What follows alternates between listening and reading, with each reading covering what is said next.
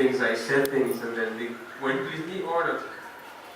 So that's what is improvisation about in jazz. Is to play and have a conversation with other people. I think we have a bit more time together.